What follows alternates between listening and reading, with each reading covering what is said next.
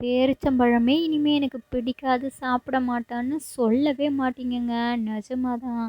ஆமா. இந்த பேரிச்சம்பழத்தில எவ்வளோ சத்துக்கள் இருக்கு தெரியுமா? இரும்பு, கால்சியம், விட்டமின் ஏ, பி, பி2, பி5 அப்புறம் விட்டமின் இ இவ்ளோ சத்துக்கள் இருக்கு. அப்பனா எப்படி சாப்பிடாம இருக்க முடியும்? ஆமா, சத்துக்கள் இருக்கு. இருந்தாலும் அத சாப்பிட்றதுக்கு ஒரு முகசுழிப்பு வந்துட்டே தானே இருக்கு. குழந்தைங்களுக்கு அத காமிச்சாலே தெரிச்சு ஓடிடுதுங்க. பெரியவங்களும் வேற வழி இல்லாம சாப்பிட்றாங்க.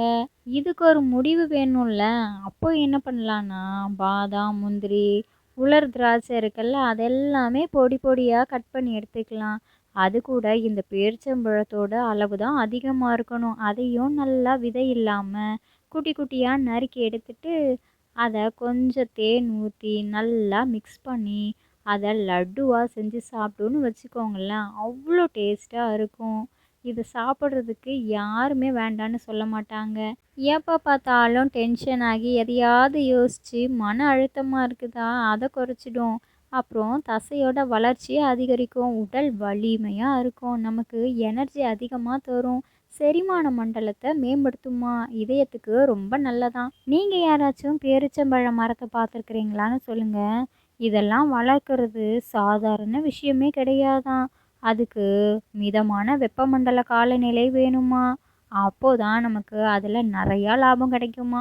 உடனே இப்போ எல்லாரும் பேரிச்சம்பழம் சாப்பிட்டு அதோட கொட்டையை போய் முளைக்க வைக்க போறீங்களா? சரி சரி, நானும் முளைக்க வச்சிருக்கிறேன். அதுவும் அழகாக வளர்ந்துருக்கு. ஆனால் ரொம்ப நாளாக ஒரே சைஸ்லேயே தான் இருக்கும். நானும் அப்படி பார்த்துருக்கேன். நீங்கள் யாராச்சும் அதை முளைக்க வச்சிருக்கிறீங்களான்னு சொல்லுங்கள். குளிர்ந்த பகுதியிலையும் இதை விவசாயம் பண்ண தான் செய்கிறாங்க. இருந்தாலும் மிதமான தட்ப வெப்பநிலையும் நல்ல வடிகால் வசதி கொண்ட மண்ணும் போதுமான சூரிய ஒளியும் தேவை. பராமரிப்பு சரியாக இருந்தாலே அதுலேருந்து நிறையா பேரிச்சம்பழங்கள் நமக்கு கிடைக்கும். இதெல்லாம் எப்போ திரும்ப அறுவடை செய்கிறாங்க?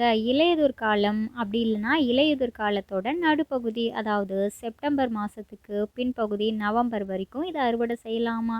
ஆனால் பேரிச்சம்பழங்கள்லேயே நிறைய வகைகள் இருக்குல்ல, அது மொத்தத்தையும் இதே காலத்தில் தான் நம்ம அறுவடை செஞ்சாகணும் அப்படின்லாம் முடியாதுங்க. அதுக்கும் காலங்கள் மாறுபடும்.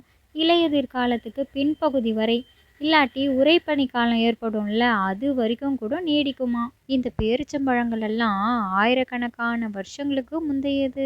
ரொம்ப பழமையான நாகரிகமான மொசபட்டோமியால தான் முதல்ல பயன்படுத்தினாங்களாம். மேலும் பண்டைய எகிப்து, கிரேக்கம், ரோமானிய வரலாற்று குறிப்புகள்லையும் இதெல்லாம் இருக்குதான். ஒரே ஒரு விடுகதை கேட்குறேன், இத்தனை பேர் கரெக்டாக ஆன்சர் பண்ணுறீங்கன்னு பார்ப்போம். செம்பு நிறைய கம்பு, அது என்ன? மறக்காம இந்த வீடியோவுக்கு ஒரே ஒரு லைக் பண்ணிக்கோங்கண்ணே. இது எங்க முதல்ல பயிரிடப்பட்டுச்சு அப்படின்ட்டு சரியா தெரியலனாலும் பெர்சிய வளைகுடான்னு ஒரு பகுதி இருக்கு, அங்கதான் தோற்றமாயிருக்கலாம் அப்படின்னு நம்பப்படுது. காலப்போக்கில் இதெல்லாம் மத்திய கிழக்கு, வட ஆப்பிரிக்கா இது மாதிரி உலக பிற பகுதிகள்லையும் பரவிடுச்சு. கடந்த சில நூற்றாண்டுகளாக பேரிச்சம்பழம் உலகளவில் சத்து நிறைஞ்ச பழமாக இருக்குதுன்றதுனால நிறைய பேர் வாங்கி சாப்பிட்றாங்கல்ல. அதனால சீனா, ஜப்பான் இது மாதிரி நாடுகளில் பேரிச்சம்பழம் மிகப்பெரிய உற்பத்தியாளர்களாக இருக்கிறாங்களாம். அட கடவுளே, அப்போ சீனா, ஜப்பானுக்கு போனாலும் பேரிச்சம்பழம் இருக்குமோ? இப்போ தான் கேள்வியே படுறேன். அப்போது ஜப்பானில் கூட பேரிச்சம்பழம் இருக்குங்க.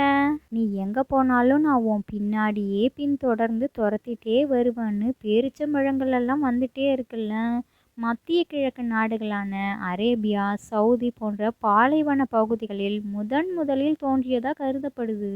அதுக்கப்புறம் இந்தியாவில் வளர்றது ராஜஸ்தான், மகாராஷ்டிரா, குஜராத், ஓசூர், தர்மபுரி இது மாதிரி தமிழக பகுதிகள்லையுமே நிறையா இடத்துல இதை விவசாயம் பண்ணி ஏற்றுமதி செய்கிறாங்க. பாலில் பேரிச்சம்பழத்தை ஊற வச்சு சாப்பிட்டா எலும்புக்கு நல்லதான். இது மாதிரி இன்ட்ரெஸ்டிங்கான வீடியோவெல்லாம் பார்க்கணுன்னா இப்போவே நம்மளோட சேனலை சப்ஸ்கிரைப் பண்ணி பக்கத்தில் இருக்கிற பெல் ஐக்கானை கிளிக் பண்ணிக்கோங்க.